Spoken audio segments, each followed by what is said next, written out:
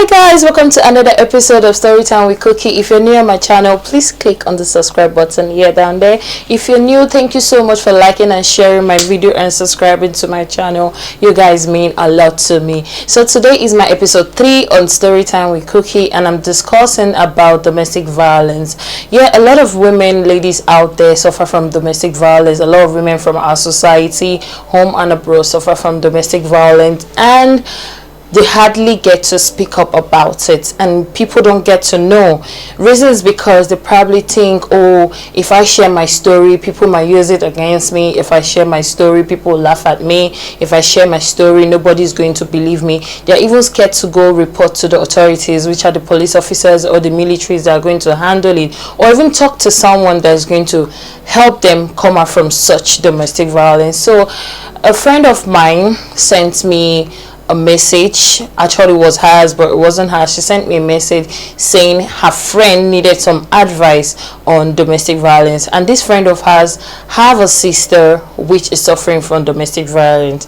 Apparently, this lady's sister has been married for over 7 years. Yeah, 7 years with no kid. So basically, the man blames her for not having children for him. So in the 7 years of marriage, she has been through a lot. He beats her up, he maltreats her, embarrasses her, make mockery of her in all sorts, and even cheats on her. And this lady has been going through emotional breakdown, and she's unable to even talk to her family or her friends about it because she feels people may even laugh at her. Okay, the message content is she sent this message saying her sister dated this guy when she was in the university, and they were really close, and the guy was really doing well for himself as a student and also assisting her sister go through school. So they studied together, actually in the same department, and after graduation they happened to get married, and everything was going on well to them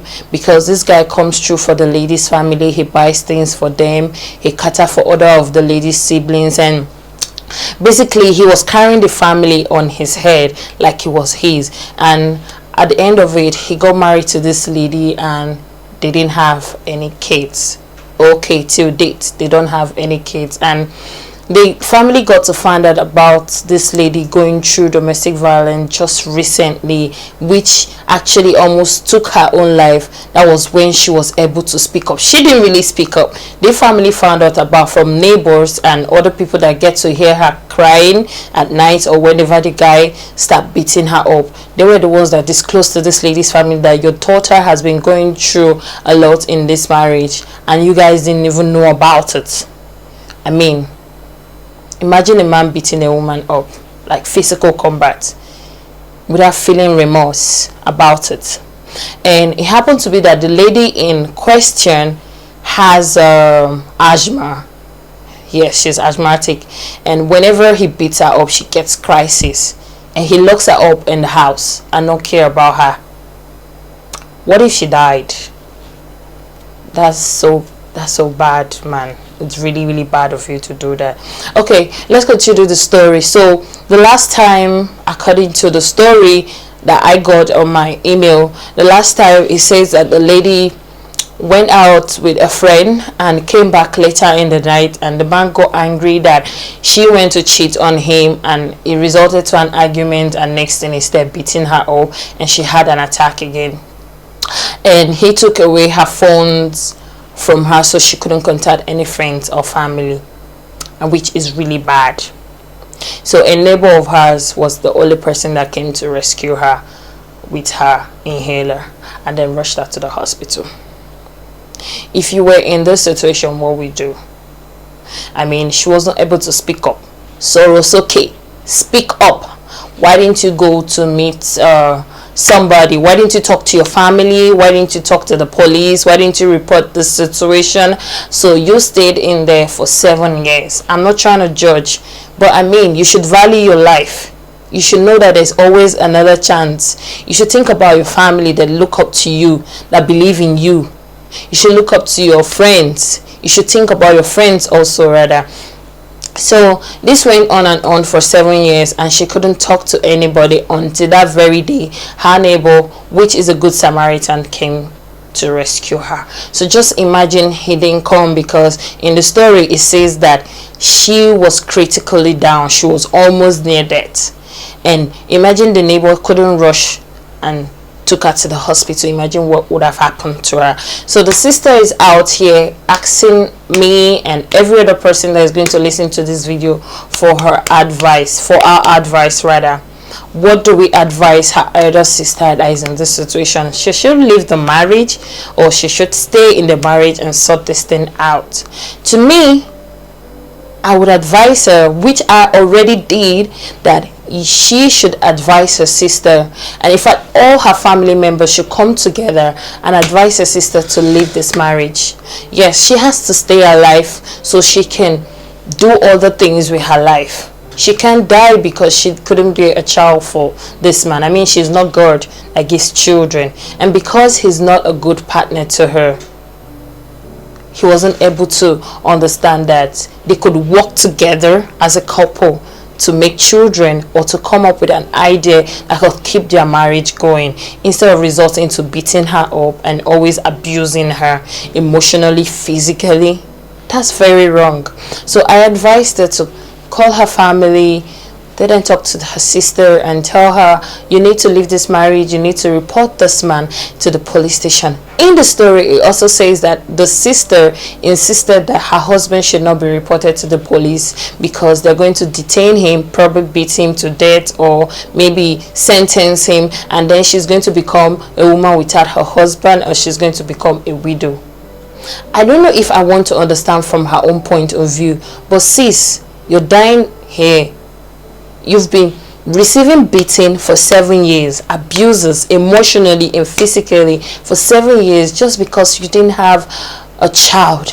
Why don't you try something new? Why don't you move on with your life? That's not the end of the world. You didn't have a child doesn't mean it's the end of the world. Why don't you go out and try something new? What if you die in this marriage trying to prove to people, or trying to prove to the society, that you are a good woman and you want to stay and maintain your marriage? I know that a lot of divorces are out there. Some have reasons, some do not have reason. But this particular reason, domestic violence, is a good reason for you to walk away. Nobody wants to walk away from their marriage for no reason. Nobody wants to suffer in their marriages. Everybody pray for a good marriage. Everybody pray for a sweet marriage. But if you find yourself in such a situation where it's not healthy for you, yes, people have quarrels, people have disagreements in marriage and in relationships, but when it results to abuses, beating you up to death, why don't you just walk away, sis? This also applies to relationship, boyfriend and girlfriend. I mean, this is found mostly in relationship. Youths trying to, live up to the standard, and then they stay in this relationship, stay in this marriage because they feel people are going to laugh at them, because they want to impress people out there, forgetting that the people you're trying to impress out there don't even care about you. Most people you're trying to impress do not even care about you, because why? They have their own issues they're trying to sort out, and the fact that they don't care about you, they're keeping their own low key. Why don't the youths facing this domestic violence in our society abstain from trying to impress people and stay alive? So I advise this girl to, talk to her sister, let her understand that life is just one. If you go, you're gone. You can't come back. There's no second chance after death. And it's going to be a very painful one that she died from the beating of a man she loved or she loves. I know it's very difficult. I know it's very devastating to get such treatment from someone you've loved almost all your life, from the university, 7 years of marriage. I really know it's devastating, coupled with the fact that you get depressed from not able to have a child, not even one, and the fact that what people out there are saying, oh, she's not able to give birth, probably it's her fault, or maybe it's the guy's fault, all of that together, and you come back home, the person who is supposed to be your comfort, your supporter, your support system, is also against you, and also beating you up. I know how it feels. I can understand where her pain is coming from, but that doesn't justify the reason why you should keep quiet, condone this abuse, and die silently, sis. So this video out here is going to let people know that you have to sorosoki when you find yourself in this situation. My sister, listen to the signs, watch the red flags. Applies to men too. There's some men that get beaten up by their wives or even by their girlfriends. I mean, men don't get to, we don't get to hear much about men, but it happens. But when you find yourself in such situation, please bro, please sis, walk away. When you see these red signs, do not justify them. Do not try to cover them up with love. Love is not selfish. Love is not something you should keep lying to yourself about. If you see these red signs, please do yourself a favor and walk away. Speak to somebody. Tell someone. Report to the police. Because you can't keep covering this up and at the same time losing your life silently.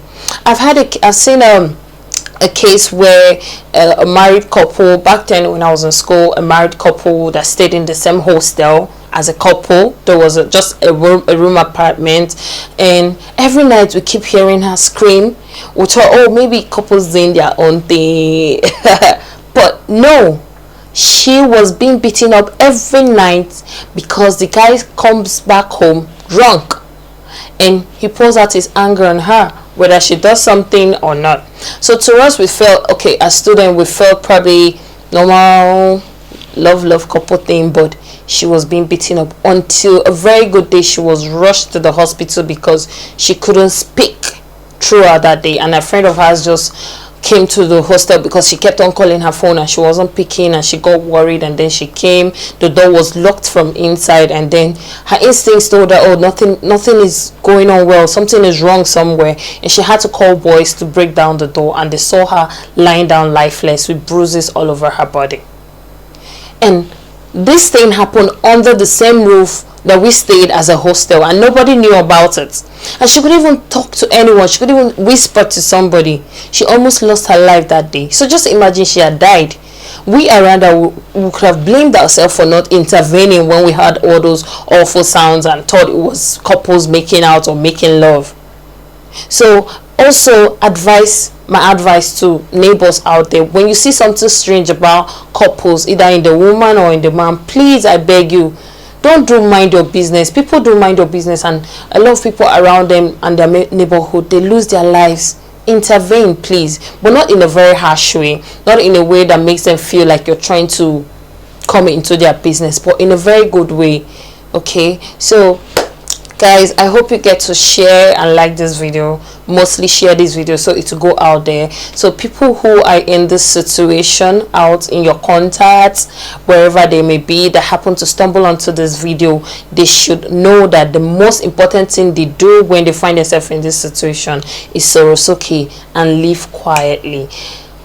Please do not stay there because of what you're gaining, materialistic things, gadgets, money. Don't stay there because you feel this is what you're gaining. When you leave, you're not going to gain it anymore. Another woman will come in and start gaining all those things. Please refrain from that thought, because the more you think that way, the more you see yourself sinking and still staying in this abusive relationship because you can't afford to leave. You can't afford to see yourself not getting all those materialistic things he gets for you. Please sis, please bro, if you find yourself in this situation, I beg you, just walk away. You can always get anything you want by yourself, and especially when you are alive. So guys, thank you very much. I'm still hitting to 100 subscribers. We're still at 96. Please guys, if you're new on this channel, please click on the like button, click on the subscribe button, and share my video while I still bring you hot cheese